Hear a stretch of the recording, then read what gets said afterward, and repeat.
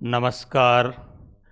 आज हम एक ऐसे विषय पर बात करने वाले हैं जो क्लास 12th के लिए यानी एनसीईआरटी की तीनों बुक्स के जो ऑब्जेक्टिव क्वेश्चन हैं उस पर हम बात करने वाले हैं। तो आज पहली बुक्स जो है उस पर ऑब्जेक्टिव क्वेश्चनों के बारे में बात करेंगे। मैं लगभग 20 वर्ष से एनसीईआरटी पढ़ा रहा हूं, तो मुझे ये अनुभव है कि कौन सा क्वेश्चन परीक्षा में किस दृष्टि से महत्वपूर्ण है और कैसे पूछा जाएगा, उसके बारे में भी हम देखेंगे। केवल ये 12वीं के लिए नहीं है, 12वीं के लिए तो है ही विद्यार्थियों, लेकिन आप यदि CUT की तैयारी कर रहे हैं, सेंट्रल यूनिवर्सिटी एलिजिबिलिटी टेस्ट की तैयारी कर रहे हैं, तो उसके लिए भी एक बेहतर विकल्प है। इसके अलावा आप अन्य भर्तियों की, अभी जो रीट का एग्जाम हुआ उसमें लगभग तीनों किताबों के 15 क्वेश्चन आए थे, तो अन्य भर्तियों में भी आप यदि SSC GD वगैरह और प्रीएस्ट BSTC कोई भी एग्जाम जो दे रहे हैं और NCERT के क्वेश्चन जो आते हैं तो इन्हीं में से रहेंगे। इसलिए आप कोई भी विद्यार्थी किसी भी भर्ती में इस क्लास को देख करके जो NCERT, क्योंकि इसमें सूक्ष्म अध्ययन करके क्वेश्चन बनाए गए हैं, तो उस दृष्टि से आप उनका अच्छे तरीके से अध्ययन कर सकते हैं। तो हम आज शुरुआत कर रहे हैं एक सरोकार क्लास के साथ बेहतर तरीके से। तो आप इस पर पूरा गंभीरतापूर्वक ध्यानपूर्वक इसका ध्यान रखते हुए सुनेंगे, समझेंगे, ऐसी मेरी आशा है। आप शुरू करें। देखिए, पहला पाठ है, जैसा कि NCERT में दिया हुआ है। पहला पाठ है, पाठ का नाम है ईंट मन के अस्थियाँ। आपके किताब के पाठ का नाम है ईंट मन के अस्थियाँ, जिसको हम हड़प्पा सभ्यता कहते हैं, जिसको हम सिंधु घाटी सभ्यता कहते हैं, जिसको हम सिंधु सरस्वती सभ्यता कहते हैं, जिसको हम नगरीय सभ्यता कहते हैं। देखिए, कोई भी सभ्यता होती है, कोई भी सिविलाइजेशन है, उनकी जानकारी के कुछ स्रोत होते हैं, सोर्स होते हैं। तो ऐसे ही हमारी जो पहली सभ्यता है हड़प्पा सभ्यता, तो यदि हम स्रोत की बात करें तो किसी भी इतिहास में किसी भी तरीके के स्रोत होते हैं, वो दो प्रकार के होते हैं। एक होते हैं पुरातात्विक स्रोत और एक होते हैं साहित्य स्रोत। पुरातात्विक स्रोत जो आर्कियोलॉजी सोर्सेज कहते हैं, और लिटरेरी सोर्सेज यानी साहित्य स्रोत। तो ये हड़प्पा सभ्यता यानी सिंधु घाटी सभ्यता एक ऐसी सभ्यता है जिसमें जानकारी के स्रोत पुरातात्विक स्रोत हैं। तो शुरुआत भी पाठ की वहीं से की गई है, पहले शुरुआत में ही हड़प्पा के सोर्सेज की बात की गई है। तो उसी पर एक क्वेश्चन आपके सामने है, हम यहीं से शुरुआत करें। देखिए, बहुत महत्वपूर्ण सवाल है। पहला है, हड़प्पा सभ्यता की जानकारी के पुरातात्विक स्रोतों में सर्वाधिक विशिष्ट स्रोत क्या है। देखिए, कितने स्रोत बताएं? मन के, मृदमांड, आभूषण, मुहूरें। लेकिन हमारा जो पहला बिंदु है उसमें ये दिखाया गया है कि ये जो हड़प्पाई मुहूरें हैं, ये जो हड़प्पाई मुहूरें हैं, ये सर्वाधिक महत्वपूर्ण स्रोत माने जाते हैं। देखिए, स्रोत दो प्रकार की बात की गई, जिसमें एक साहित्य स्रोत और एक पुरातात्विक स्रोत। पुरातात्विक स्रोत महत्वपूर्ण है।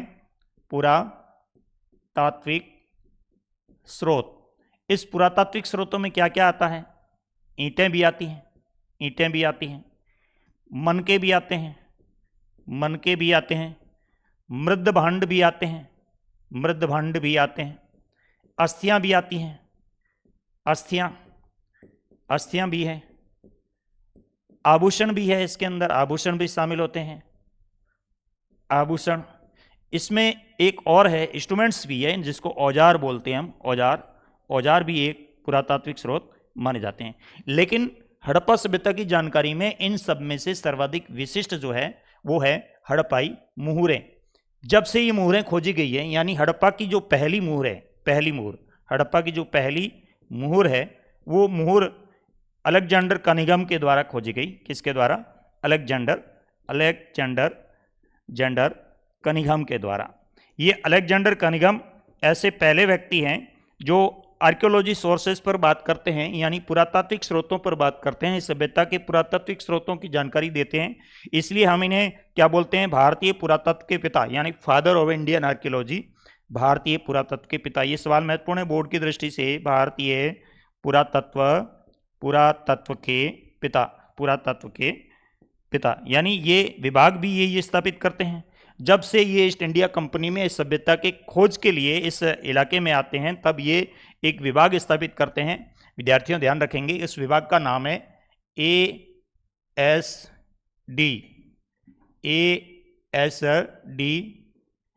ASD डिपार्टमेंट है, जिसका पूरा नाम है आर्कियोलॉजी सर्वे डिपार्टमेंट, ASTI कर सकते हैं, archaeology survey department of India, जिसका नाम है भारतीय पुरातात्विक सर्वेक्षण विभाग।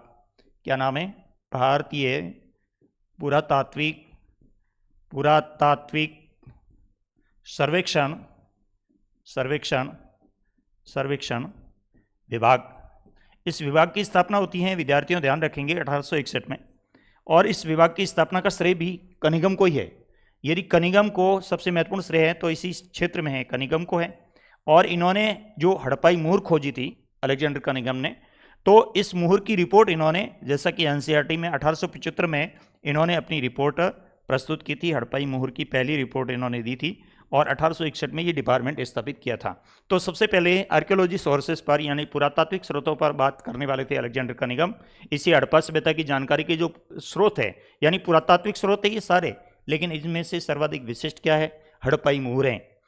हड़प्पाई मुहरें क्या है?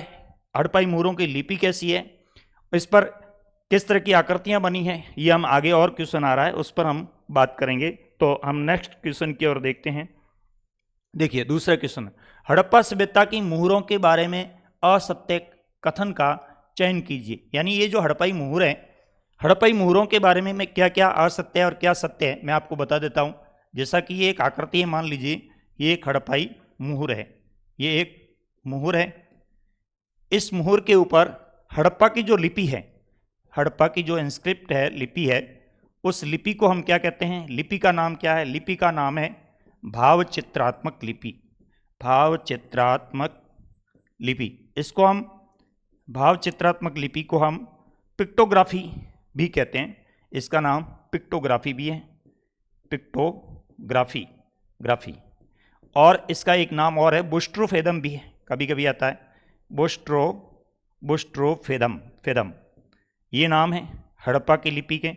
ये जो भाव चित्रात्मक का मतलब ये हुआ कि भावनाओं के चित्रों के माध्यम से भावनाएं व्यक्त की जा रही हैं। और इसमें सर्वाधिक जो चित्र है वो किसके? ये भी पूछा हुआ सवाल है कि हड़प्पाई मुहरों पर सर्वाधिक चित्र किसके हैं?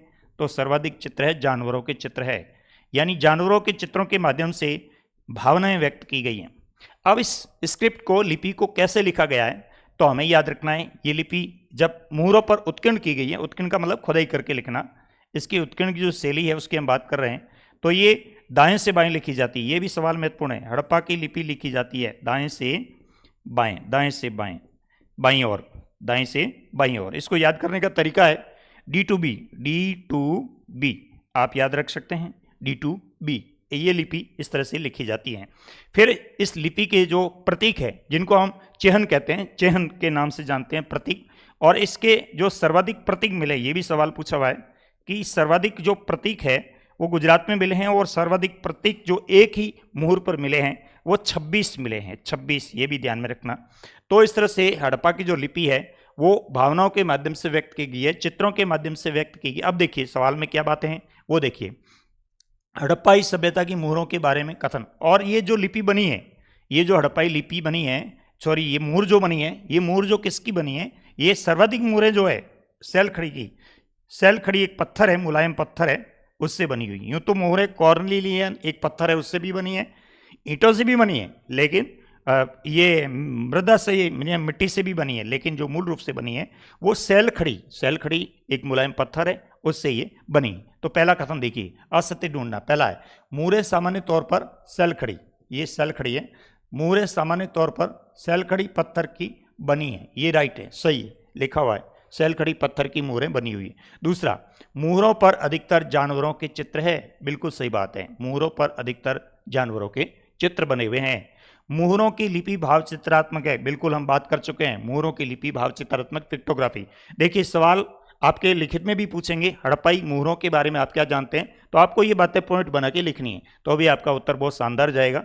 तो निश्चित तौर पे ऑब्जेक्टिव के साथ साथ आप सब्जेक्टिव उत्तर भी दे सकते हैं। तो मुहरों की लिपि कैसी है? भाव चित्रात्मक, ये भी सही है।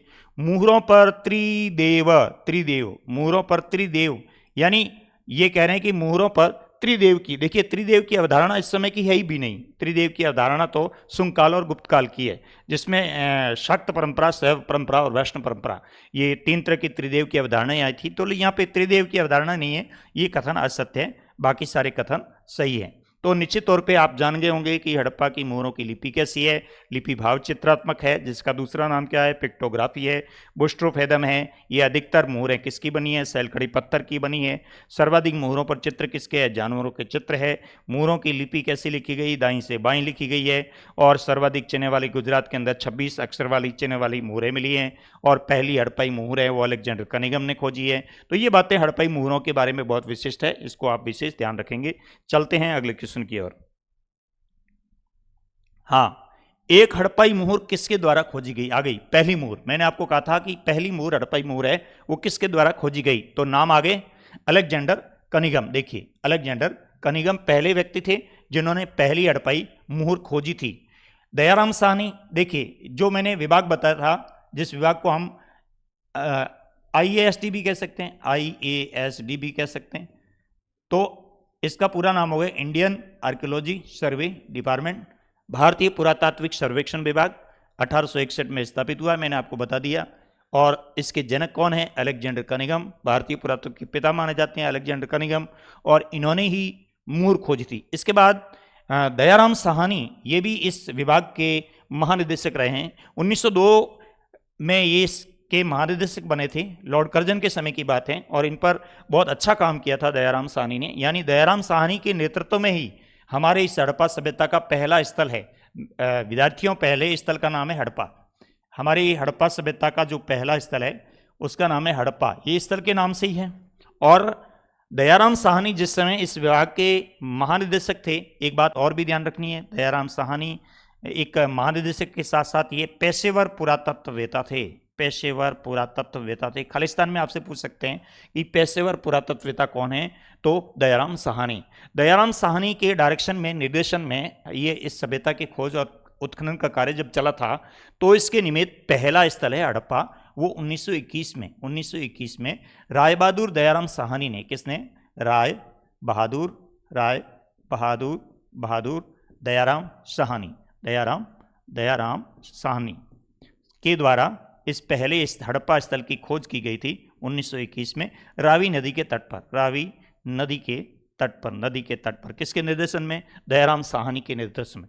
दूसरा स्थल भी खोजा गया, जैसा कि नाम दिया हुआ है, रखलदास बनर्जी, आर डी बनर्जी ने काम किया है 1922 में। ये सिंधु नदी के किनारे, कौन सी नदी, सिंधु नदी के किनारे, ये सिंधु नदी के किनारे दूसरा स्थल 1922 में खोजते हैं, जिस स्थल का नाम है मोहनजोदड़ो। तो ये मोहनजोदड़ो स्थल की खोज करवाते हैं कौन, रखलदास बनर्जी। और चौथा नाम दिया हुआ है MR मुगल, ये पाकिस्तान के इतिहासकार हैं, लेकिन हड़प्पा के उत्खनन में इनकी भी महत्वपूर्ण भूमिका रहती है। आप आगे बढ़ेंगे विस्तृत रूप में। तो सवाल क्या है, एक हड़प्पाई मोहर किसके द्वारा खोजी गई, जो पहली मोहर थी अलेक्जेंडर कनिंघम के द्वारा खोजी गई, जो पहली मोहर थी, इस पर भी आप विशेष ध्यान देंगे। हम बात करें नेक्स्ट क्वेश्चन की, और यहाँ पे ध्यान रखना, अलेक्जेंडर कनिंघम भारतीय पुरातत्व के पिता माने जाते हैं। दयाराम साहनी के निर्देशन में ये हड़प्पा स्थल, मोहनजोदड़ो स्थल खोजा गया है। हड़प्पा स्थल राय बहादुर दयाराम साहनी के द्वारा खोजा गया है, और मोहनजोदड़ो स्थल है वो रखलदास बनर्जी के द्वारा खोजा गया है। इस बातों का ये भी क्वेश्चन बनते हैं, विशेष ध्यान दें। अगले क्वेश्चन की ओर देखते हैं। देखिए हड़प्पा सभ्यता की खोज के बारे में सत्य कथन, देखिए ये क्यों है, क्योंकि ये जब आप कई प्रकार के एग्जाम देते हैं तो उन एग्जामों में इस तरह के सवाल पूछे जाते हैं, इसलिए ये महत्वपूर्ण है। देखिए क्या है, हड़प्पा सभ्यता की खोज के बारे में सत्य कथन है, सत्य कथन चयन करना है। पहला कथन क्या है, 1921 में राय बहादुर दयाराम साहनी ने हड़प्पा स्थल रावी नदी के तट पर खोजा था। बिल्कुल सही कथन है, अभी बताया मैंने आपको, अभी समझाया था अभी कि पहला स्थल कौन सा खोजा गया है। पहला स्थल कौन सा खोजा है, पहला स्थल 1921 में राय बहादुर दयाराम साहनी के द्वारा खोजा गया है। कौन सा स्थल है, हड़प्पा स्थल है। किस नदी के किनारे हैं, रावी नदी के किनारे हैं। किसके निर्देशन में है, सर जॉन मार्शल के निर्देशन में, सर जॉन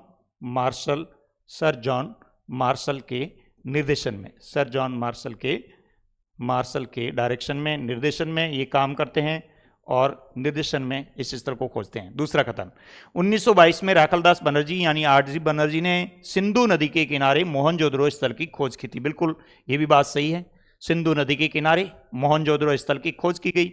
यहाँ पे आपसे सवाल पूछ सकते हैं, मोहनजोदड़ो का शाब्दिक अर्थ क्या है। मोहनजोदड़ो कब खोजा गया है, 1922 में खोजा गया है, सिंधु नदी के किनारे, किसके द्वारा, आर.डी. बनर्जी के द्वारा। मोहनजोदड़ो का शाब्दिक अर्थ क्या है, मैं ये लिखता हूँ मृतकों का टीला। मृतकों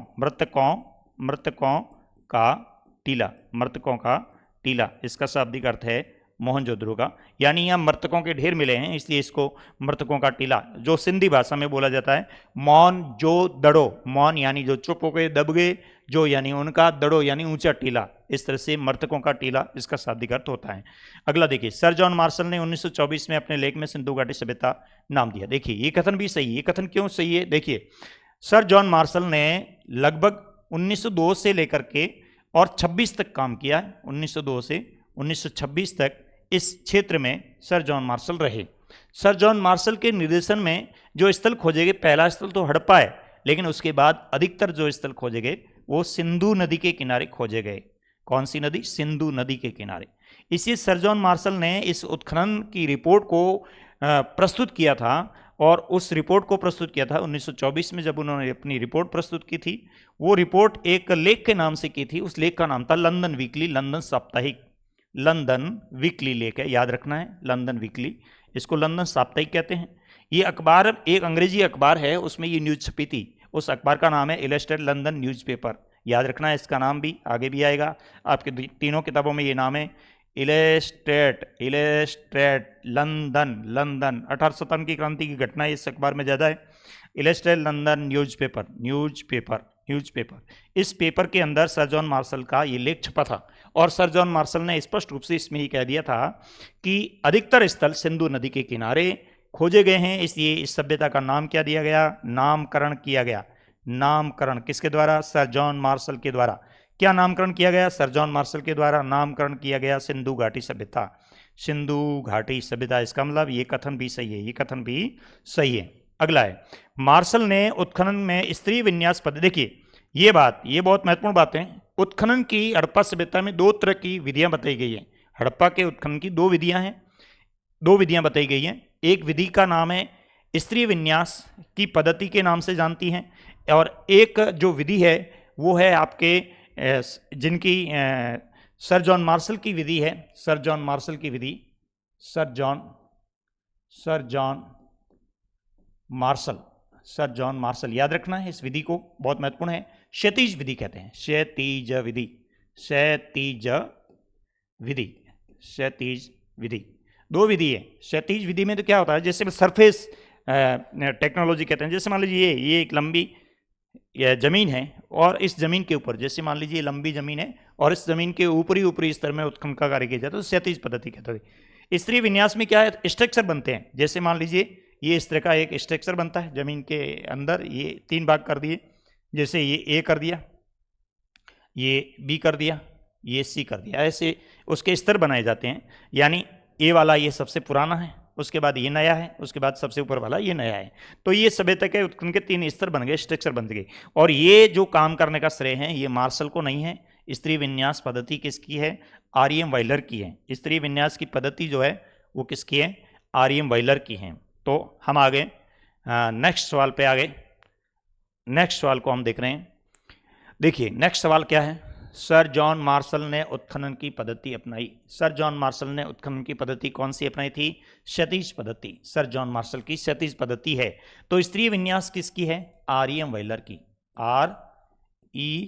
आर.ई.एम. वाइलर, आर.ई.एम. वाइलर, मार्टिमर वाइलर नाम है पूरा, आर.ई.एम. वाइलर, जिन्होंने स्त्री विन्यास, इसका दूसरा नाम याद रखना विद्यार्थियों, जरूरी है, जिसका नाम है सैनिक परिशुद्धता पद्धति। सैनिक परिशुद्धता पद्धति बहुत महत्वपूर्ण पद्धति है। इससे विद्यार्थियों को बहुत सुविधाएं हुई हैं कि वो एक ही जगह पर एक स्ट्रक्चर बनाते हैं। जैसे मान लीजिए ज़मीन है, ये ज़मीन का भाग है, इसके अंदर एक स्ट्रक्चर बना दिया इस तरह का। मान लीजिए इसके ऊपर टेंट लगा दिया, इसको 3 भागों में बांटा, ए श्रेणी में, बी श्रेणी में, सी श्रेणी में।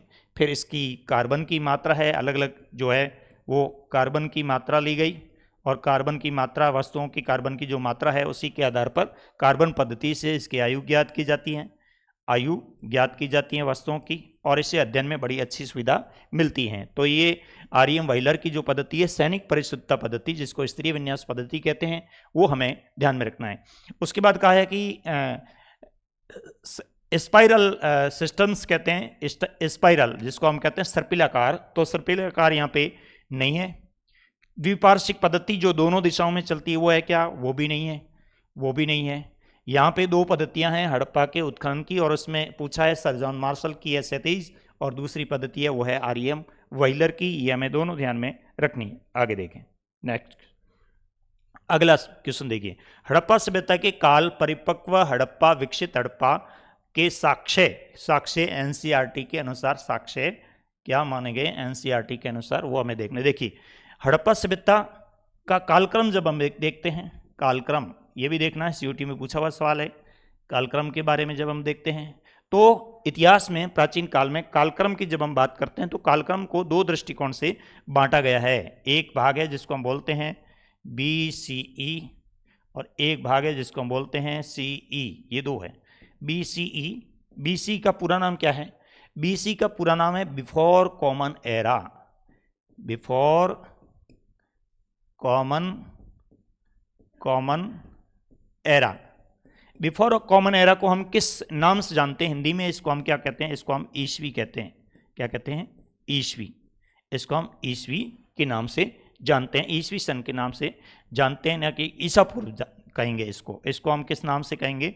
BC यानी बिफोर, बिफोर का मतलब पहले, पहले का मतलब हुआ ईसा पूर्व, ईसा पूर्व की पद्धति। और CE का मतलब है कॉमन एरा, कॉमन एरा वर्तमान का समय है, कॉमन एरा। आपसे पूछेंगे वर्तमान का समय क्या है? कॉमन एरा है। कॉमन एरा को क्या कहते हैं? ईस्वी कहते हैं, ईस्वी कहते हैं। तो हड़प्पा जो सभ्यता का समय है वो ईसा पूर्व का है, यानी ये BCE का समय है हड़प्पा सभ्यता का। और कालक्रम की दृष्टि से हड़प्पा सभ्यता को 3 भागों में बांट दिया गया है। यानी एक पहला जो हड़प्पा सभ्यता का भाग है उसको क्या कहा दिया? प्राक हड़प्पा, प्राक हड़प्पा यानी प्रारंभिक हड़प्पा इसका नाम दे दिया गया, प्राक हड़प्पा के नाम से जाना गया।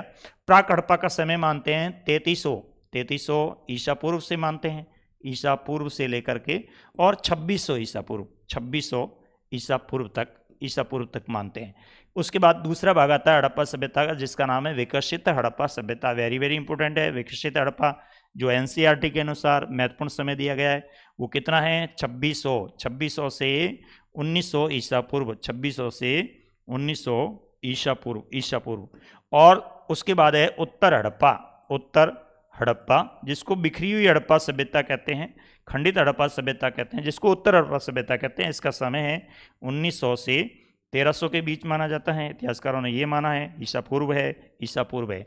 तो यहाँ पे एनसीईआरटी क्या मान रही है? क्या सवाल पूछा है? परिपक्व, जिसको हम परिपक्व हड़प्पा भी कहते हैं, जिसको हम विकसित हड़प्पा भी कहते हैं। विकसित हड़प्पा का हो, परिपक्व हड़प्पा का हो, वो एक ही बात है। तो ये समय कितना माना गया? ये माना गया 2600 से 1900 ईसा पूर्व। तो ये समय घटते क्रम में ईसा पूर्व का समय 2600 से 1900 आपको ध्यान में रखना है, बहुत महत्वपूर्ण समय है। परीक्षा में सवाल पूछा जा सकता है कि परिपक्व हड़प्पा यानी विकसित हड़प्पा का समय कितना है? 2600 से 1900 ईसा पूर्व। ये घटते क्रम में है, ये भी ध्यान में रखना है। इसको हम क्या कहेंगे? इसको हम BCE कहेंगे, BCE। इसको भी हम क्या कहेंगे? BCE कहेंगे। CE है वो ईस्वी है, कॉमन एरा के नाम से जानते हैं। वर्तमान जो है वर्ष है उसको हम CE के नाम से जानते हैं। इसका थोड़ा हमें विशेष ध्यान रखना है। नेक्स्ट क्वेश्चन की ओर देखते हैं। अगला क्वेश्चन है हड़प्पा सभ्यता का समय चरण सुमेलित है। अब मैंने आपको बता दिया कि कौन सा समय सुमेलित है, कौन सा नहीं, ये आप पता लगा सकते हैं। मैंने आपको कहा था कि जो हड़प्पा का प्रारंभिक भाग है जिसको हम प्राक हड़प्पा के नाम से जानते हैं, प्राक हड़प्पा। जैसा कि प्राक हड़प्पा आपकी किताब में मानचित्र दिया, नक्शा दिया हुआ है। कौन से स्थल है इसमें? एक तो दब सादात है, दब सादात एक स्थल है। आमरी नाल है, आमरी नाल। एक कोट दीजी है, कोट दीजी। ये प्राक हड़प्पा स्थल है। और प्राक हड़प्पा का समय कितना बताया है? प्राक हड़प्पा का जैसा कि ये समय लिखा है 2600 से 1900, 1900 से 1300, फिर 600 से 2600। ये थोड़ा सा समय जो ये पहले वाला समय है ईसा पूर्व का, इसको हम 3300 से 2600, 3300 से 2600 कहेंगे, 3300 से 2600 कहेंगे, 2600 ईसा पूर्व। तो सुमेलित चरण कौन सा है? क्या ये सुमेलित चरण है? ये सुमेलित चरण नहीं है, ये सुमेलित चरण नहीं है।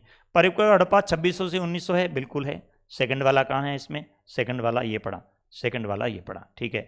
उत्तर हड़प्पा का समय कितना है? मैंने आपको बताया था 1900 से 1300, ये थर्ड वाला भी ये पड़ा। इसका मतलब ये ऑप्शन बी राइट है, यानी एक नंबर गलत है, क्योंकि एक नंबर में 6 1000 से 2600 दिया हुआ, ये नहीं है। ये कितना है, 3300 ईसा पूर्व से 2600 ईसा पूर्व के बीच का समय है, वो प्रारंभिक हड़प्पा का समय माना जाता है। इसका ऑप्शन बी राइट है। तो ये भी ध्यान रखेंगे, समय काल गणना को ध्यान रखना। अगला नेक्स्ट क्वेश्चन देखिए, हड़प्पा सभ्यता के उत्खनन की दृष्टि और विकास और अवसान कालक्रम की दृष्टि से सही बताना। देखिए, अब ये नाम है हड़प्पा के तीनों, कौन से, एक तो प्राक हड़प्पा है, प्राक हड़प्पा, एक आपके विकसित है, विकसित हड़प्पा है, जैसा कि हम चर्चा कर चुके हैं। तीसरा कौन सा है, वो है उत्तर हड़प्पा, उत्तर हड़प्पा, जिसको हम झाकर झुंकर की संस्कृति के नाम से भी जानते हैं। विशेष ध्यान रहे, झाकर झुंकर की संस्कृति के नाम से भी इसको जानते हैं। अब देखिए, अब आपके एनसीईआरटी बुक्स में कुछ बातें की गई हैं कि जो प्राक हड़प्पा है उसको हम क्या बोलते हैं, प्रवृत्ति बोलते हैं, शुरुआत की प्रवृत्ति हड़प्पा, इसको हम प्रवृत्ति हड़प्पा भी कहते हैं, हड़प्पा भी कहते हैं। और जब ये प्रवृत्ति हड़प्पा है तो इसके बाद यानी विकसित के बाद जो बाद की संस्कृति आएगी तो उसको हम अनुवृत्ति कहेंगे, सीधी सी बात है, उसको हम अनुवृत्ति संस्कृति के नाम से जानते हैं, अनुवृत्ति की संस्कृति के नाम से हम उसको जानेंगे। इसके बीच का काल है उसको विकसित हड़प्पा के नाम से जानते हैं। विकसित को किस नाम से जानते हैं, परिपक्व हड़प्पा के नाम से जानते हैं, परिपक्व हड़प्पा के नाम से जानते हैं। तो इसका थोड़ा विशेष ध्यान रखना है। आप बता दीजिए, आप आंसर अपने आप आ जाएगा। क्या पूर्ववर्ती संस्कृतियां हैं, परिपक्व संस्कृतियां हैं, अनुवर्ती संस्कृतियां हैं? बिल्कुल सही है, पूर्ववर्ती संस्कृतियां हैं पहली वाली। सेकंड वाली कौन सी है, परिपक्व अवस्था है। तीसरी वाली कौन सी है, अनुवर्ती संस्कृतियां हैं। तो उत्तर राइट हो गया, ए सही। अब देखिए, अनुवर्ती नहीं, अनुवर्ती पहले नहीं है, पहले प्रवृत्ति है, तो ये गलत हो गया।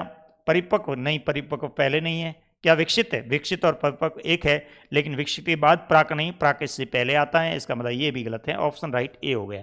तो ये वर्गीकरण जो है उसका आप विशेष ध्यान रखेंगे। नेक्स्ट क्वेश्चन देखते हैं विद्यार्थियों। नेक्स्ट क्वेश्चन, ईसा के जन्म के वर्ष का समय माना जाता है। ईसा के जन्म के वर्ष का समय है। देखिए, ईसा के जन्म के वर्ष का समय है उसको हम ईसा पूर्व कहते हैं। पहली बात तो ये, इसको हमें ध्यान में रखना है, ईसा पूर्व। अब जो ईसा पूर्व है उसको हम दो नामों से जानते हैं। क्या हम बिफोर क्राइस्ट कहते हैं? नहीं, बिफोर क्राइस्ट नहीं कहते हैं, उसको हम कहते हैं बिफोर कॉमन एरा। क्या बोलते हैं, BCE बोलते हैं, BCE, जिसका पूरा नाम अंतर्राष्ट्रीय भाषा में क्या है, बिफोर कॉमन एरा के नाम से जानते हैं, एरा। इसको प्राचीन काल में ईसा पूर्व को AD भी कहते हैं। ईसा पूर्व को हम AD भी कह सकते हैं, AD, एनो डोमिनी। AD का पूरा नाम क्या है, एनो डोमिनी। ये आपके CUT में सवाल पूछा था, एनो डोमिनी। तो आप देख लीजिए, अब दो समय हो गए जिसको हम ईसा के जन्म के वर्ष से मानते हैं। एक तो ये बिफोर कॉमन एरा, एक ये मानते हैं एनो डोमिनी, यानी ऑप्शन है सेकंड और थर्ड, सेकंड और थर्ड वाला। देखिए, कॉमन एरा तो ईस्वी सन है, बिफोर क्राइस्ट है नहीं, बिफोर कॉमन एरा है। तो ये ऑप्शन आपके एक तो थर्ड बनेगा, एक सेकंड बनेगा, सेकंड और थर्ड। या सेकंड और ऑप्शन अपने को देखना है, सेकंड और थर्ड ऑप्शन, सेकंड और थर्ड ऑप्शन होगा वो इसका राइट है। तो ये ध्यान में रखना, ईसा के जन्म के वर्ष का समय है उसको मानते हैं बिफोर कॉमन एरा और एनो डोमिनी। उसके बाद जो ईस्वी सन है उसको हम कॉमन एरा के नाम से जानते हैं। नेक्स्ट क्वेश्चन, कौन सा असुमेलित है? देखिए, यहां पे हम बात कर रहे हैं, यदि हम भारत के मानचित्र को देखें, भारत के मानचित्र को, मैप को आपके बुक्स में है, उसको यदि हम देखें, हड़प्पा सभ्यता के स्थलों को यदि हम देखने की कोशिश करें तो हड़प्पा सभ्यता के जो भारत से बाहर इधर यूं रावी नदी, ये हड़प्पा है, ये हड़प्पा है। जो हमारे सीधा भारत के पंजाब से इधर जाते हैं तो सीधा ही हड़प्पा आता है। और यदि हम इधर राजस्थान से इधर जाते हैं तो इधर सिंधु नदी के किनारे मोहनजोदड़ो स्थल आता है, मोहनजोदड़ो स्थल आता है। फिर सिंधु की सहायक नदी है हमारे यहाँ, जो भूमिगत नदी है, जिसको हम सरस्वती नदी कहते हैं, सरस्वती नदी, ये लुप्त प्राय है सरस्वती नदी। तो जैसे ही हमारे देश का विभाजन हुआ तो हड़प्पा सभ्यता के अधिकतर स्थल पाकिस्तान में चले गए। तो ऐसी अवस्था में हमारे आर्कियोलॉजिस्टों ने, पुरातत्ववेताओं ने, ये इसकी जो सिंधु की सहायक नदी है सरस्वती नदी, इसके जो सिंधु के पैरेलल चलती है, बराबर चलती है, समांतर, उस सभ्यता के स्थल में उत्खनन का कार्य इन्होंने निरंतर रूप से किया। तो कुछ स्थल जो खोजे गए उनमें प्रमुख रूप से, जैसे हरियाणा के अंदर, यहाँ पे आता है हरियाणा के अंदर आ गया बनावली, इसको बनवाली भी कहते हैं कहीं, बनावली, राखीगढ़ी, इसको राखीगढ़ी भी कहते हैं, राखीगढ़ भी कहते हैं, राखीगढ़ी या राखीगढ़, ये भी हरियाणा में है। एक और है मिताथल, ये भी हरियाणा के अंदर है। मानचित्र भरते हैं तो उसमें भी आपको ध्यान में रखना है। तो पहला स्थल बता रहे हैं राखीगढ़, कौन सा है? हरियाणा। ये सुमेलित, ये कह रहा है असुमेलित कौन सा है, गलत कौन सा, ये चयन करना है। तो ये तो सही है बिल्कुल, राखीगढ़ हरियाणा में है। फिर यदि हम गुजरात की तरफ जाते हैं तो गुजरात के एक तो सौराष्ट्र तट है, एक काठियावाड़ तट है। जैसा कि गुजरात के ये भाग है, एक ये सौराष्ट्र तट है, सौराष्ट्र, ये काठियावाड़। तो ये जो भाग है काठियावाड़ वाला, ये यहाँ पे पड़ता है आपके लोथल पड़ता है, लोथल। और यहाँ पे पड़ता है आपके रंगपुर, गुजरात के अंदर ये रंगपुर। और यहाँ पे पड़ता है आपके धौलावीरा। तो ये गुजरात के स्थल है। हड़प्पा सभ्यता के मानचित्र में आप भरें तो इसका भी ध्यान रखें। लोथल कहाँ पे है? गुजरात में है, लोथल गुजरात में है। और आपको पता है मनके बनाने के कारखाने, महत्वपूर्ण सवाल है, बनाने के कारखाने कहाँ मिले? कारखाने कहाँ मिले हैं? तो यदि हम बात करें मनके बनाने चलो, ये याद रखना है, मनके बनाने चलो, ये दो स्थल है। एक तो है चनहूदड़ो, यहाँ पे मनके बनते हैं। एक लोथल है, लोथल, यहाँ बड़े कारखाने हैं। नागेश्वर बालाकोट में भी है, लेकिन मूल रूप से ये दो ऐसे स्थल है जहाँ पर मनके बनाने के कारखाने मिले हैं। तो लोथल कहाँ है? गुजरात में, भोगवा नदी के किनारे। इसका मतलब ये भी सुमेलित है। उसके बाद दे रखा है कालीबंगा, मानचित्र में पूछते हैं। राजस्थान के हनुमानगढ़ जिले में कालीबंगा स्थल है, कालीबंगा ध्यान रहे हैं। यहाँ पे अगर आपको कालीबंगा फर्स्ट दे दे तो वो भी यही, लेकिन कालीबंगा फर्स्ट एक संग्रहालय है, लेकिन कालीबंगा के नाम से हनुमानगढ़ जिले में राजस्थान में है। ये भी सभ्यता स्थल है जहाँ जुते हुए खेत के साक्ष्य मिले हैं, बहुत महत्वपूर्ण साक्ष्य मिले हैं। इसका मतलब ये भी सही है। नागेश्वर सिंध में है, नागेश्वर सिंध में है, बलूचिस्तान के क्षेत्र में है नागेश्वर, सिंध में नहीं है। तो ये ऑप्शन असुमेलित है, यानी उत्तर राइट कौन सा हो जाएगा? डी हो जाएगा, बाकी वाले सुमेलित हैं। तो ये हड़प्पा सभ्यता के स्थल है, ये भी हमें विशेष रूप से ध्यान में रखने हैं। अगला सवाल नेक्स्ट, सिंधु में विकसित हड़प्पा की बस्तियां कितनी थी? देखिए, यदि हम सभ्यता के क्षेत्र की बात करें, हम किसी एक सभ्यता को किसी एक देश की सीमा में नहीं बांट सकते, ये विशेष बात है। तो ये सभ्यता पाकिस्तान में भी थी, भारत में भी थी, कुछ इलाके अफगानिस्तान में चले जाते हैं, जैसा कि सौरतुगई अफगानिस्तान में है। पाकिस्तान के अंदर जो रेगिस्तानी इलाका है उसको चौलिस्तान कहा जाता है, चौलिस्तान कहते हैं। और इसके अलावा पाकिस्तान का इलाका सिंध प्रांत का इलाका है। तो जब हड़प्पा सभ्यता का विकास हुआ तो इन इलाकों में हुआ, यानी यहाँ पे विकसित हड़प्पा सभ्यता थी। सवाल पूछ रहे हैं हड़प्पा की सिंध में हड़प्पा की कितनी विकसित बस्तियां हैं? तो सिंध के अंदर हड़प्पा की 65 बस्तियां हैं। पाकिस्तान के रेगिस्तान के सौलिस्तान में 132, लेकिन सिंध में हड़प्पा की विकसित बस्तियां कितनी हैं? 65 बस्तियां हैं। और पाकिस्तान के रेगिस्तान में वो 136 बस्तियां, 136 बस्तियां, लेकिन यहाँ पे उत्तर राइट है, 65 बस्तियां। ये पूछा जाता है सवाल कि विकसित, क्योंकि ये डेवलपमेंट है, नगरीय क्षेत्र का विकास है, इसलिए 65 बस्तियां हैं उस सिंध प्रांत में विकसित हड़प्पा की थी। हम इस सभ्यता को, जैसा कि यहाँ महाराष्ट्र में नर्मदा नदी तक पहुँचते हैं तो दायमाबाद है, दायमाबाद ये सभ्यता का दक्षिणतम स्थल माना जाता है। सभ्यता का पश्चिमी स्थल यहाँ अफगानिस्तान में माना जाता है, सभ्यता का पश्चिमी स्थल। सभ्यता का पूर्वी स्थल यहाँ आलमगीर माना जाता है, उत्तर प्रदेश के अंदर है, आलमगीरपुर एक नदी है यमुना की छोटी सी, जिसका नाम है हिंडन नदी के किनारे। ये सभ्यता का जो उत्तरी स्थल है, सभ्यता का उत्तरी स्थल माना जाता है माडा, जम्मू कश्मीर में है माडा स्थल, सभ्यता का उत्तरी स्थल माना जाता है। और सभ्यता का जो पश्चिमी स्थल यहाँ पे भी एक सबसे विकसित बंदरगाह क्षेत्र है, ये भी बंदरगाह क्षेत्र माना जाता है, सबसे पश्चिम का क्षेत्र है, जिसका नाम है सोतका गैडोर,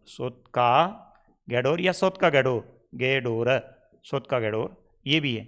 तो देखिए, सभ्यता का पश्चिमी स्थल है सोतका गैडोर, सभ्यता का उत्तरी स्थल है माडा जम्मू कश्मीर, सभ्यता का दक्षिणी स्थल है दायमाबाद, सभ्यता का पूर्वी स्थल है आलमगीरपुर हिंडन नदी उत्तर प्रदेश। तो हम इस सभ्यता को किसी एक देश की सीमा में नहीं बांध सकते, यहाँ पर कई प्रकार की विकसित बस्तियों का विकास होता है। अगला प्रश्न,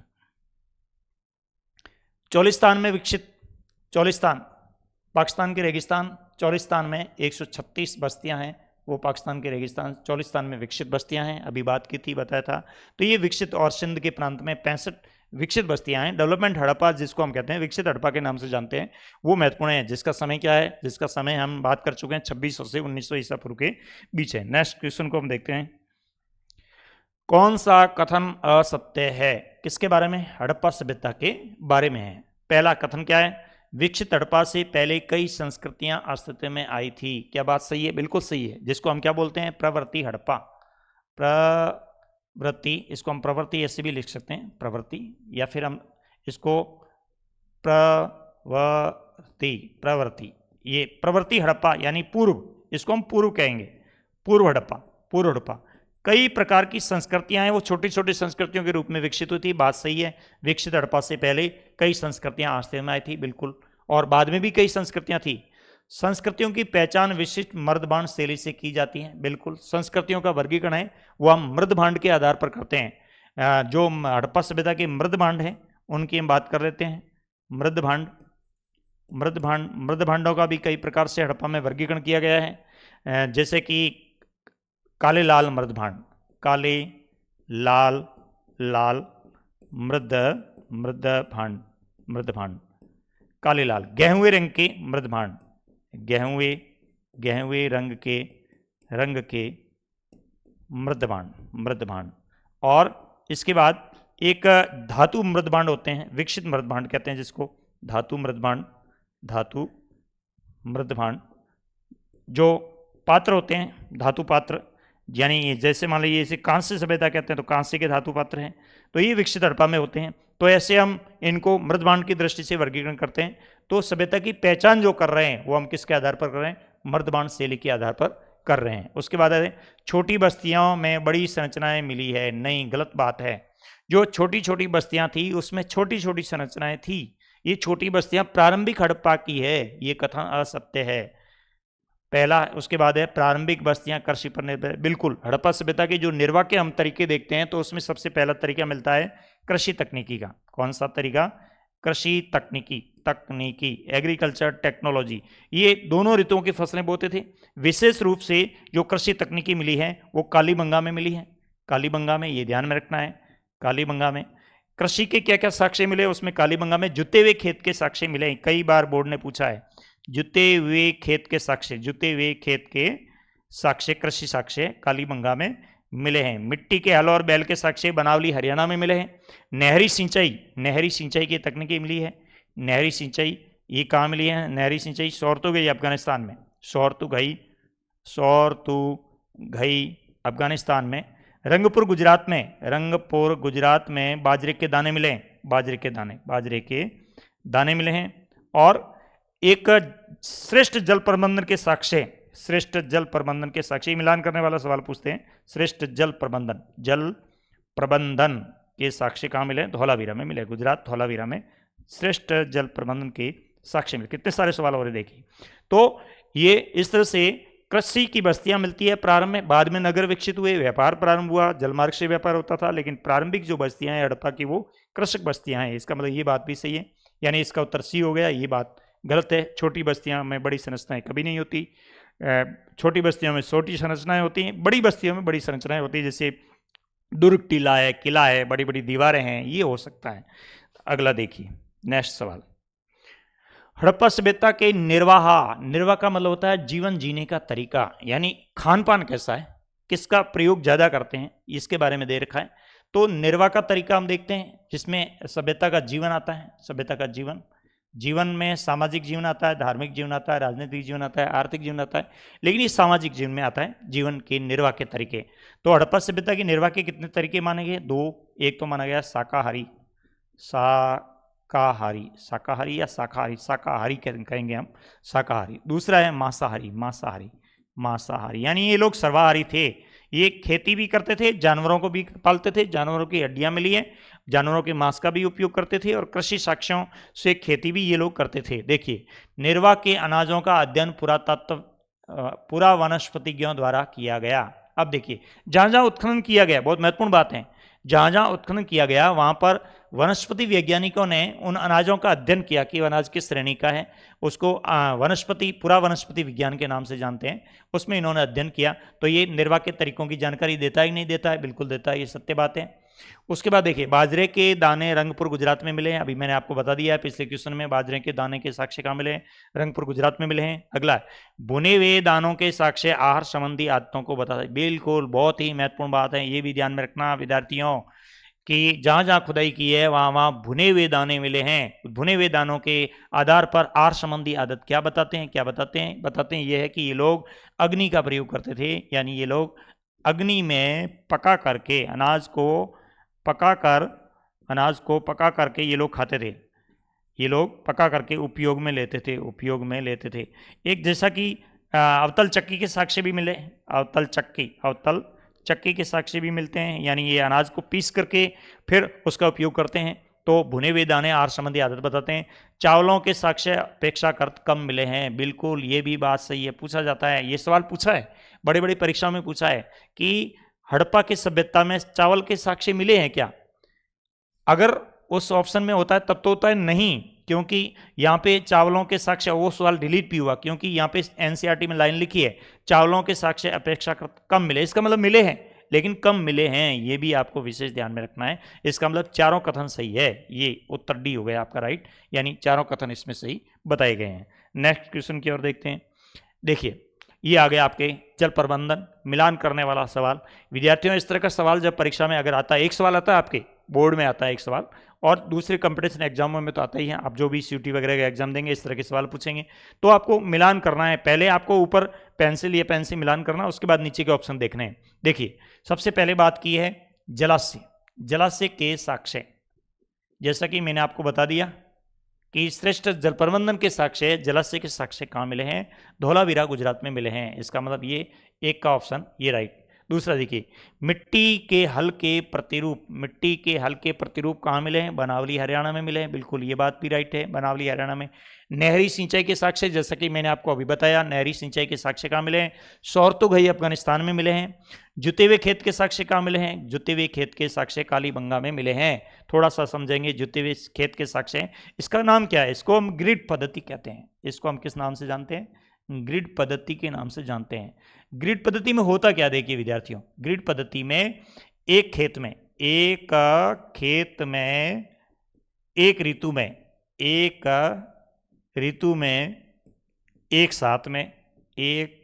साथ में दो फसलें बोई जाती हैं, दो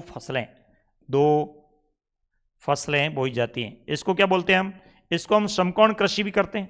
ये इस तरह से हल चलता है, फिर इस तरह से चलता है, तो ये जो चौकड़ी बनती है, इसको ग्रिड कहा गया। इसको हम क्या बोलते हैं, आड़ी त्रिशी कृषि भी कहते हैं, कभी कभी आता है आड़ी त्रिशी कृषि, जिसको हम दोहरी कृषि कहते हैं, और इसको हम जुते हुए खेत के साक्ष्यों के रूप में मानते हैं। यानी मुहूर पर इस तरह के जुते हुए खेत के साक्ष्य वो कहाँ मिलते हैं, कालीबंगा में मिलते हैं, हनुमानगढ़ में। इसका मतलब क्या हुआ, इसका मतलब उत्तर राइट हो गया 1 2 3 4। ऑप्शन में देखिए 1 2 3 4, बी सही है। बी में क्या है, 1 है, 2 है, 3 है, 4 है। ऐसी अवस्था में क्या है, जैसे मान लीजिए यहाँ से चले आप ऊपर मिला दिया, फिर देखा कि ए में ठीक है, बी में नहीं, गलत हो गया, इसका मतलब ये गलत गया। फिर पहले में 4 है क्या, 4 है ही नहीं, इसका मतलब ये तो यहीं से गया। उसके बाद डी, पहले में 2 है क्या, नहीं हो, 2 नहीं है, इसका मतलब ये उत्तर राइट है, ये हो गया आपके मिलान करने वाला। बहुत ही महत्वपूर्ण सवाल है, इसको विशेष ध्यान में रखना है। नेक्स्ट सवाल देखिए, कथन सत्य कूट का चयन कीजिए। एक कथन है, एक कूट है, दोनों एक ही बारे में वो सार्थकता सिद्ध करते हैं या नहीं करते हैं, ऐसा सवाल भी पूछा जाता है। देखिए क्या है, श्रेष्ठ जल संचयन के साक्ष्य धौलावीरा में मिले क्या, यहाँ से श्रेष्ठ जल प्रबंधन के साक्ष्य, यहाँ से बात बिल्कुल सत्य है। क्यों, क्योंकि जलाशय मिले हैं, धौलावीरा में क्या मिले हैं, जलाशय मिले हैं, धौलावीरा में जलाशय के संरचना मिले हैं। अवतल चक्कियों के साक्ष्य मोहनजोदड़ो में मिले हैं क्या, बिल्कुल अवतल चक्कियों के साक्ष्य भी कहाँ मिले हैं, मोहनजोदड़ो में मिले हैं। अवतल चक्की के साक्ष्य अर्नेस्ट मैके को मिले हैं। किसको मिले हैं, आर्कियोलॉजिस्ट कौन है यहाँ, अर्नेस्ट मैके ने एक किताब लिखी थी, याद रखना है आपको, बुक्स का नाम याद रखना है, उसमें इसका उल्लेख किया है। फ्रदर, किताब का नाम क्या है, further excavation at the Mohenjodaro, Mohenjodaro, ये किताब लिखी है। जैसे कि आपकी किताब में फोटो दिया हुआ है, उसके ऊपर अवतल चक्की का भी फोटो दिया हुआ है, वहाँ पे स्पष्ट रूप से लिखा है कि अवतल चक्की के साक्ष्य मिले हैं। इसका मतलब दोनों कूट सही है। कौन सा सही है? क्या केवल एक है? नहीं, एक नहीं है। क्या केवल दो है? दो नहीं है। क्या एक और दो दोनों नहीं है? ये भी गलत है। कौन सा सही है? सी सही है, पहला भी है और दूसरा भी है। इस तरह का सवाल आता है तो भी हमें विशेष ध्यान में देना है। नेक्स्ट क्वेश्चन देखिए, सुमेलित कीजिए। देखिए यहाँ पे बुक्स आ गई, यहाँ पे बुक्स आ गई है और सामने आर्कियोलॉजिस्ट आ गए हैं। किसकी बुक्स क्या है वो हमें देखना है। द स्टोरी ऑफ, देखिए इसका पूरा नाम क्या है वो हमें देखना है। इसका पूरा नाम है the story, the story of Indian archaeology, Indian archaeology, Indian archaeology, archaeology. याद रखना है, क्या याद रखना है कि स्टोरी कौन लिखते हैं, ये याद रखना है। स्टोरी कौन लिखेंगे? तो जो स्टोरी लिखने का काम करते हैं वो हमेशा राव करते हैं। राव स्टोरी लिखने का काम करते हैं, वो कौन करते हैं? राव करते हैं। यानी यहाँ पे एक आर्कियोलॉजिस्ट है जिनका नाम क्या है? एस एन राव क्या लिखते हैं? स्टोरी लिखते हैं। राव हमेशा स्टोरी लिखते आए, ये आपको ध्यान में रखना है कि राव जहाँ जहाँ जाते हैं उनका काम यही है, स्टोरियाँ लिखना है। तो आपको याद रखना है, आराम से याद रह जाएगा। पहला ही ये। दूसरी किताब further execution eight the Mohenjodaro, further execution eight the Mohenjodaro, eight the Mohenjodaro, ये बुक्स है। Further execution eight the Mohenjodaro किसकी? अर्नेस्ट मैके की। अर्नेस्ट मैके, ये थोड़ा सा ये प्रिंट में है। अर्नेस्ट मैके की किताब कौन सी है? Further execution. स्टोरी किसकी है? स्टोरी है राव की, राव लिखते हैं story. Mohenjodaro and the Indus civilisation, ये मोहनजोदड़ो या पे Mohenjodaro and the Indus civilisation, Mohenjodaro and the Indus civilisation, ये किसकी है? सर जॉन मार्शल की किताब है। किसकी है? सर जॉन मार्शल की, ये सर जॉन मार्शल की है। एंसेंट इंडियन, आर्यम व्हीलर की किताब का नाम क्या है? एंशिएंट मतलब प्राचीन, इंडियन मतलब भारत, प्राचीन भारत, एंशिएंट इंडियन। तो ये बुक्स की ध्यान में रखना है। यानी राव स्टोरियां लिखते हैं तो एस एन राव की किताब का नाम क्या? The story of Indian archaeology है। फिर फर्दर एक्सक्यूशन कौन करते हैं? एक्सक्यूशन अर्नेस्ट मैके करते हैं, जैसा कि अवतल चक्की के बारे में हमने देखा। मोहनजोदड़ो पर सर्वाधिक काम कौन करते हैं? सर जॉन मार्शल करते हैं। जो जहां मोहनजोदड़ो प्रारंभ में नाम हो किसी बुक्स का, वहां पे सर जॉन मार्शल का नाम आएगा, ये ध्यान में रखना है। एंसेंट इंडिया, प्राचीन भारत की बात कौन करते हैं? आर्यम मार्टिमर व्हीलर बात करते हैं, तो ये ध्यान में रखना।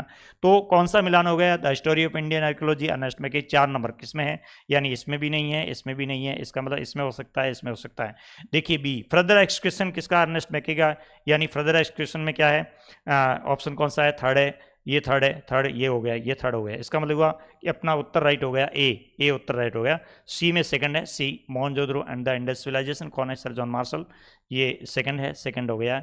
एंसेंट इंडियन, आर्यम व्हीलर फर्स्ट हो गया, फर्स्ट हो गया। तो आपका ये ऑप्शन है। तो किताबों के नाम ध्यान में रखने जरूरी है, मिलान करने वाला सवाल पूछ सकते हैं। नेक्स्ट, कौन सा दुर्ग क्षेत्र नहीं है? विद्यार्थियों आपकी किताब में एक फोटो दिया हुआ है दुर्ग क्षेत्र का, यानी हड़प्पा सभ्यता के नगर के 2 भाग। ये बोर्ड ने पूछा है कि नगर के कितने भाग हैं? नगर के 2 भाग हैं, 2 भाग है, ये तो पूछ लिया। संख्या पूछी, नगर के कितने भाग? 2। तो 2 भाग कौन से हैं? एक तो है दुर्ग टीला, एक भाग कौन सा है? दुर्ग टीला, जिसको हम किला गढ़ी भी कहते हैं। दूसरा कौन सा है? आवासीय बस्ती। जो बड़ी संरचना है, जैसे माल गोदाम किस में मिलेगा? दुर्ग टीले में। क्या मिलेगा? माल गोदाम की संरचना मिलेगी दुर्ग टीले में। स्टेडियम दुर्ग टीले में। समूह स्नानागार, 6 से समूह या 8-8 समूह में स्नानागार जो है धार्मिक प्रतीक माने जाते हैं, स्नानागार, ये भी कहाँ मिलते हैं? ये मिलते हैं दुर्ग टीले में। अब इसमें ये पूछ रहा है कि कौन सा इलाका दुर्ग टीले का है। देखिए इसमें आपको वो नक्शा गहराई से देखना पड़ेगा जिसके अंदर ये लिखा हुआ है। पहला है REM क्षेत्र, दूसरा है ACC क्षेत्र, तीसरा है RT, इसको RT क्षेत्र भी कहते हैं, RT क्षेत्र। चौथा है BSA क्षेत्र। तो इसमें आपके जो ACC क्षेत्र है वो आपको नक्शे में गहराई से देखना पड़ेगा, तब पता लगेगा। ACC क्षेत्र इसका नहीं हो सके ऐसा सवाल किसी परीक्षा में पूछ ले, आपसे ऐसा नहीं पूछ सकते हैं क्योंकि इतना बहुत माइनर गहराई से दिया हुआ है। लेकिन कोई अगर जानकार व्यक्ति है ज़्यादा है तो आपको इस तरह का सवाल पूछ सकते हैं, तो इसका भी विशेष ध्यान रखना है। अगला देखिए, नेक्स्ट, हड़प्पा में ईंटों का निर्माण होता है। देखिए हड़प्पा की जो ईंटें बनती हैं उसमें आपको ये बोर्ड ने सवाल पूछा है कि ईंटों का आकार क्या है। तो ईंटों की लंबाई, ईंटों की चौड़ाई और ईंटों की ऊंचाई, ये ध्यान में रखना है।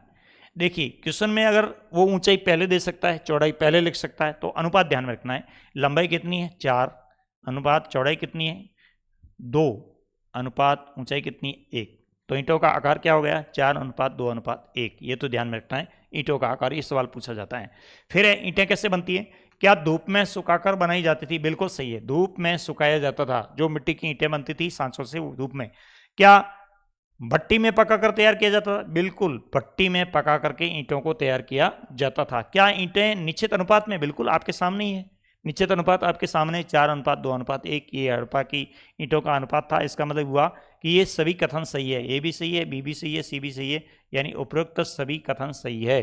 तो ये ध्यान में रखना है। इस तरह का सवाल भी अब आपसे पूछ सकते हैं, हड़प्पा की ईंटों के बारे में आप क्या जानते हैं, तो आप बता सकते हैं हड़प्पा की ईंटें हैं वो धूप में सुखाकर तैयार की जाती थी, हड़प्पा की ईंटें भट्टी में पकाकर तैयार की जाती थी, हड़प्पा की ईंटों का निश्चित अनुपात था जिसकी लंबाई चौड़ाई ऊंचाई निश्चित होती थी, क्योंकि नगर में जो भवन बनते थे उनकी एक निश्चित दीवारें बनती थी और दीवारों में ईंटों की संरचना का उपयोग होता था। इस बात का भी विशेष ध्यान रखना है। नेक्स्ट क्वेश्चन क्या है, हड़प्पा की नाली व्यवस्था के बारे में असत्य। देखिए यहाँ पे आपको विशेष ध्यान देना है, किसी भी आप सभ्यता को, किसी भी सिविलाइजेशन को, किसी भी सभ्यता को आप नगर के क्षेत्र में रखना चाहते हैं, नगर म्युनिसिपैलिटी इलाके में रखना चाहते हैं, तो वहां पर क्या होगा, वहां पर सबसे पहले प्लानिंग होगी, यानी वहां जो स्ट्रक्चर बनेगा, संरचनाएं बनेगी, संरचनाएं बनेगी, वो संरचनाएं कैसी होगी, पूर्व नियोजित होगी, पूर्व नियोजित होगी।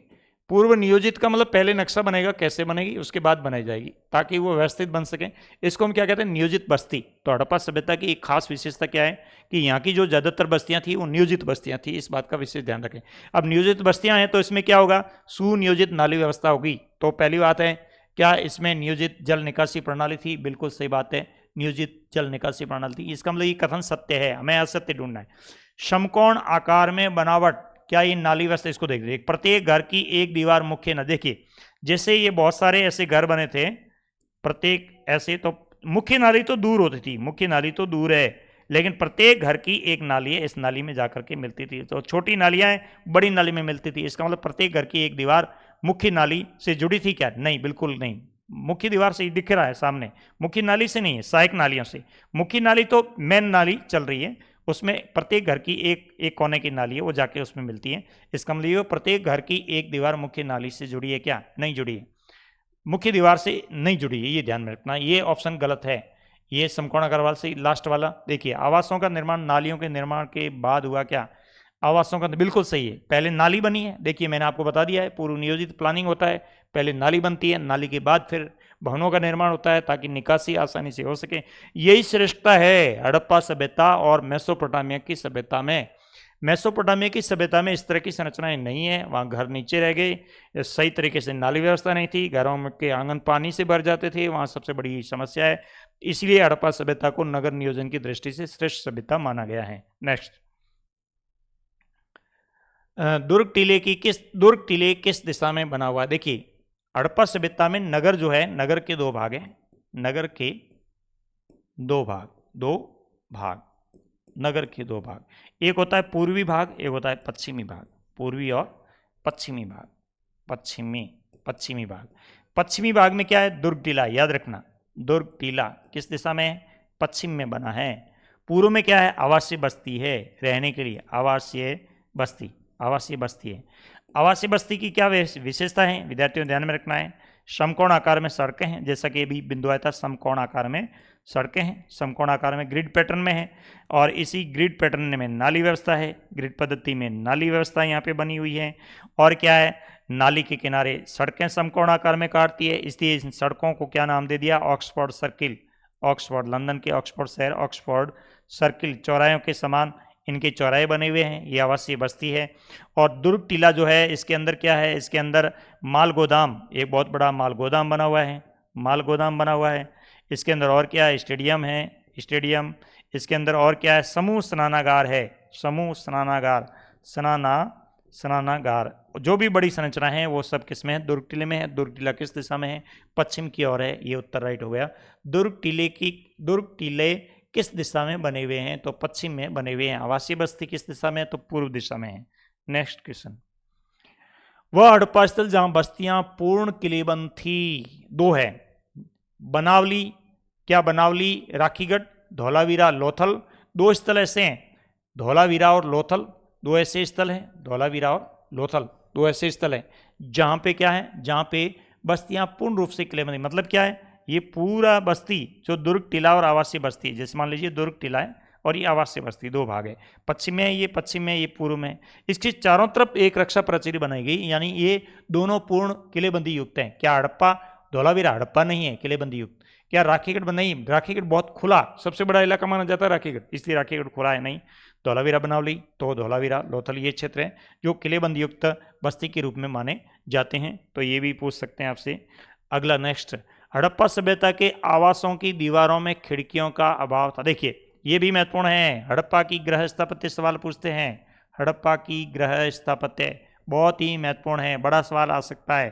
पहले पार्ट में निबंधात्मक सवाल आता है, हड़प्पा सभ्यता की गृह स्थापत्य की विशेषता बताइए, उसमें ये हमें ध्यान में रखना है। देखिए गृह स्थापत्य में क्या है, पहली विशेषता क्या है, घर की मुख्य दीवार, घर की मुख्य दीवार, घर की मुख्य दीवार, घर की मुख्य दीवार से बाहर कोई खिड़की नहीं है, दीवार से बाहर कोई खिड़की नहीं है, खिड़की नहीं है। ऑब्जेक्टिव सवाल पूछ सकते हैं, क्यों नहीं है, तो ये गोपनीयता के लिए है, गोपनीयता, गोपनीयता के लिए है, और किसके लिए, एकांतता, एकांतता के लिए है, परिवार की एकांतता और गोपनीयता बनाए रखने के लिए बाहर से कोई खिड़की घर के आंगन में नहीं है, ये इसकी पहली विशेषता है। दूसरी क्या है, घर के मुख्य द्वार के पास, जो घर का मुख्य द्वार है उसके पास एक अतिथि कक्ष होता है, अतिथि कक्ष, अतिथि कक्ष होता है, ये आवासीय गृह आवासीय उसकी विशेषता है। और क्या है, प्रत्येक घर में दोहरी सीढ़ियाँ होती हैं, दोहरी सीढ़ियाँ,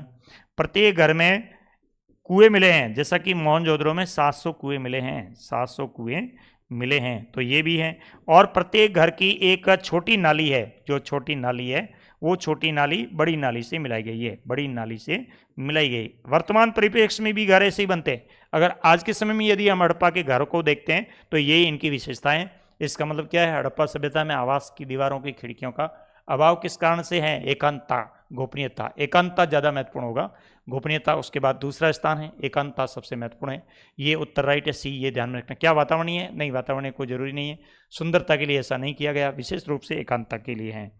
अगला नेक्स्ट सवाल, हड़प्पा सभ्यता के बारे में किसने कहा था, निश्चित रूप से अब तक की खोजी गई सर्वाधिक महत्वपूर्ण प्राचीन प्रणाली। देखिए अब हुआ क्या था, जब सर जॉन मार्शल ने उत्खनन करवाया, किसने, सर जॉन मार्शल ने, सर जॉन मार्शल ने, मार्शल ने उत्खनन करवाया, सर जॉन मार्शल पर किताब लिखी किसने, एस एन राव ने, एस एन राव ने, एस एन राव ने क्या लिखी, the story of Indian archaeology, यानी स्टोरी लिखी, स्टोरी। उसमें एक बात कही है एस एन राव ने सर जॉन मार्शल के बारे में, क्या कहा है कि हमने जिन स्थलों को खोजा है उससे 3000 वर्ष, कितना, 3000 वर्ष पीछे ले गए, 3000 वर्ष पीछे ले गए, कौन, मार्शल। इसका मतलब यह कि मार्शल ने जो साक्ष्य खोजे हैं वो अति प्राचीन है, यानी विश्व की अन्य सभ्यताओं से भी ये प्राचीन साक्ष्य खोजे हैं। तो निश्चित रूप से अब तक की खोजी गई सर्वाधिक संपूर्ण प्राचीन प्रणाली, इनमें से भी सबसे प्राचीन प्रणाली क्या है, वो है सुनियोजित नाली व्यवस्था, सुनियोजित नाली व्यवस्था। ये किसने बोला है, ये अर्नेस्ट मैके ने बोला है। तो उत्तर राइट क्या है, अर्नेस्ट। देखो कितना गहरा सवाल है कि ये जो काम किया है सर जॉन मार्शल ने, उसमें से भी सबसे प्राचीन प्रणाली किसको माना गया, नाली व्यवस्था को। ये बात कौन बोल रहे हैं, ये अर्नेस्ट मैके आर्कियोलॉजी है वो बोल रहे हैं। नेक्स्ट सवाल, मोहनजोदड़ो आवास समिति आरेखन में किस कमरे में कुआं मिला है, 7 नंबर में मिला है, ध्यान रखें 7 नंबर में।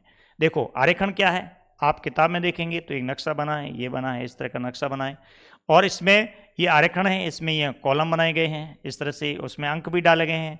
तो जो 7वां अंक डाला गया है उसके अंदर कुआं है, कुआं।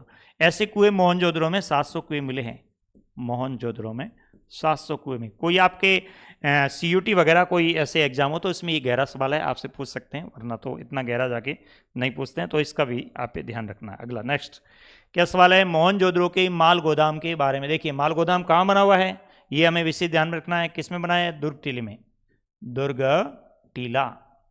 अब इतिहासकार इस पर अलग अलग अपनी अवधारणा प्रस्तुत कर रहे हैं। क्या अवधारणा प्रस्तुत कर रहे हैं कि ये माल गोदाम क्यों बना, आखिर माल गोदाम को क्यों बनाया गया है, इस पर विशेष रूप से पुरातत्ववेताओं ने ध्यान दिया है। कि माल गोदाम बनाया गया, इसका मतलब खाद्य संग्रहण, पहली आवश्यकता तो ये खाद्य संग्रहण। लेकिन बात यह कि माल गोदाम जब बनाया गया है तो क्या अल्प लोग बना सकते हैं? नहीं, इसमें क्या है, इसमें मानवीय शक्ति लगी है, यानी इसके निर्माण में सर्वाधिक मानवीय संगठित शक्ति लगी है। कैसी शक्ति? संगठित शक्ति लगती है। संगठित शक्ति, क्या संगठित शक्ति को एक व्यक्ति इकट्ठा कर सकता है? नहीं कर सकता। इसका मतलब यहाँ पे राजा रहा होगा। जैसा कि यहाँ कहा गया है कि मोहनजोदड़ो में राजपुरोहित की प्रतिमा मिली है, उसको राजपुरोहित कहा गया। इसी से इतिहासकार अनुमान लगाते हैं कि यहाँ की शासन प्रणाली शायद कैसी रही होगी, राजतंत्रात्मक रही होगी। देखिए, एक ऐसी विशाल संरचना जिसे ईंटों के बने निचले हिस्से में शेष है, क्या माल गोदाम? क्या निचले हिस्से में शेष है? नहीं, ये बात नहीं है। क्या ऊपरी हिस्से में समझ लकड़ी के बने थे और बाद बहुत पहले नष्ट हो गए थे? इसके बारे में कह नहीं सकते। तो क्या है स्पष्टीकरण? स्पष्टीकरण ये है कि ए और आर जो एक दूसरे से क्या है, एक दूसरे से, उसमें महत्वपूर्ण बात यह है कि ए जो भाग है, ए वाला, ऐसी संरचना जिससे ईंटों से बने निचले हिस्से अभी भी शेष मिले, ये बात सही है। इसका मतलब हुआ कि ए बात है वो सही है। ए कौन सा सही है? ए ही सही है। क्या आर सही है? आर सही नहीं है। लकड़ी किसी डिमक खा गई, अभी नहीं मिली, कोई संरचना ऐसी नहीं मिली। लेकिन ये पहले ऐसे अनुमान लगाए जाते थे, लेकिन वो अनुमान के साक्ष्य कहीं नहीं मिले हैं। इसलिए पहली बात सही है कि एक ऐसी विशाल संरचना जिससे ईंटों से बने निचले से अभी भी शेष मिल रहे हैं, किसके? माल गोदाम के। इसका मतलब एक कथन सही है। आपकी किताब की लाइनें, ऐसी लाइनें पूछ सकते हैं किसी भी परीक्षा में। नेक्स्ट क्या है? मोहनजोदड़ो दुर्ग टीले की संरचनाएं कौन सी है? क्या इसके अंदर विशाल स्नानागार है? बिल्कुल सही बात है, विशाल स्नानागार है। क्या इसमें माल गोदाम है? बिल्कुल माल गोदाम है। क्या इसमें 8 स्नानागार है? बिल्कुल समूह स्नानागार है। 6 भी है, 8 भी है। क्या इसके अंदर महाविद्यालय भवन है? बिल्कुल महाविद्यालय भवन भी है। तो ध्यान रखिए, आपसे सवाल पूछ सकते हैं दुर्ग टीले में कौन कौन सी संरचनाएं हैं? तो ये चारों संरचनाएं हैं वो दुर्ग टीले में है। इसका मतलब ये ऑप्शन चारों राइट हो गए। चारों राइट किस में है?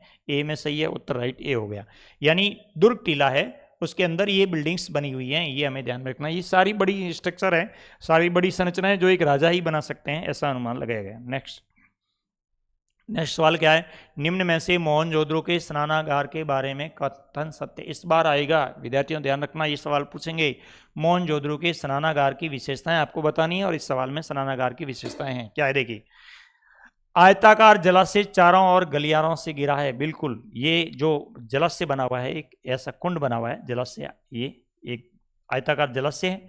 इसके इधर यूं इस तरह की क्या बनी है? गलियां बनी। ये गलियां हैं, ये गलियां बना रखी है, गलियारा बना रखा है।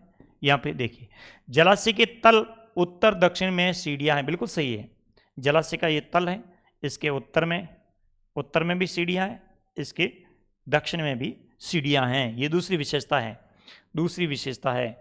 जिप्सम के गारे में जलबंद किया गया। जलबंद का मतलब तट बनाए गए हैं। तट बनाने में क्या जिप्सम का गारा काम में लिया गया? तीनों और कक्षों में एक एक कुआं है। क्या इसके उत्तर में 8 स्नानागार? हाँ बिल्कुल, ये इसके उत्तर में 8 स्नानागार भी बने हुए हैं। यहाँ पे समूह स्नानागार बने हुए हैं। किसके? इस जलाशय के उत्तर में। तीनों और कक्षों में एक एक कुआं है। क्या? बिल्कुल। इधर जो कक्ष बने हुए हैं, एक कक्ष इधर बना हुआ है, एक कक्ष इधर बना हुआ है, एक कक्ष इधर बना हुआ है। तो इनमें तीनों में कुएं मिले हैं। यहाँ अनुष्ठानिक स्नान निश्चित तौर पे ये है, धार्मिक स्नान यहीं पर होता था, अनुष्ठानिक स्नान यहीं पे होता था। ये सारी विशेषता किसकी है? मोहनजोदड़ो के स्नानागार की। वेरी वेरी इंपॉर्टेंट सवाल है। देखिए, वापस बता देता हूँ, मोहनजोदड़ो के स्नानागार की विशेषता क्या है? पहली विशेषता है कि ये एक जलाशय के रूप में, इसके सामने एक बड़ा जलाशय है जिसके चारों तरफ गलियारा है, और इसके अंदर उतरने के लिए उत्तर से दक्षिण में सीढ़ियां बनी हुई है। जिप्सम के गारे का प्रयोग किया गया है, इसलिए ये पानी सोखने की क्षमता कम रखता है। इसके तीनों और कक्षों में एक एक कुएं, बिल्कुल कुएं भी मिले हैं। इसके उत्तर में समूह स्नानागार बने हुए हैं, 8 स्नानागार। ये किसके प्रतीक है? कोई धार्मिक स्नान करने के लिए आयोजन होता था। क्या अनुष्ठानिक स्नान के प्रतीक? बिल्कुल सही है, सारे ऑप्शन राइट है। बहुत ही महत्वपूर्ण सवाल है। नेक्स्ट